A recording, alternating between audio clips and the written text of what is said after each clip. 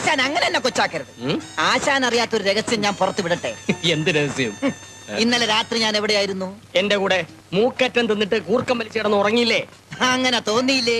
പക്ഷെ അങ്ങനെ ആയിരുന്നില്ല. ആശാൻ ഉറങ്ങി, ഞാൻ എഴുന്നേറ്റു. കുറ്റിരട്ടത്ത് ഞാൻ ഇറങ്ങി നടന്നു. നേരെ ഒരിടത്ത് കയറി. എന്റെ ഉന്നം പിടച്ചില്ല. മുറി കുത്തി തുറന്ന് ഞാൻ അകത്ത് കയറി. ഭീമാകാരനായ ഒരു ഗോദറേജ് അലമാര. തന്ത്രം ഉപയോഗിച്ച് ഞാൻ അലമാര തുറന്നു. നേരോ? അമ്മയാണ് സത്യം. എന്നിട്ട് ആ അലമാര കാലിയായിരുന്നു. നോക്കുമ്പോൾ വേറൊരു ഗോദറേജ് അലമാര. അതും ഞാൻ തുറന്നു. വിശ്വസിക്കാൻ പറ്റിയില്ല, അതും കാലിയായിരുന്നു. ഞാൻ വിട്ടില്ല ആശാനെ. നോക്കുമ്പോ ഒരു മുട്ടൻ അലമാര ചാരി വെച്ചിരിക്കുന്നു. അത് തുറന്നപ്പോഴേ കാലി. എടാ, പഴയ കാലമല്ല ഇത്. നമ്മളെപ്പോലുള്ളവരെ പേടിച്ച് ഇപ്പൊ എല്ലാവരും ബാങ്കിലെ ലോക്കറുകളിലാണ് പണവും സ്വർണവും സൂക്ഷിക്കുന്നത്.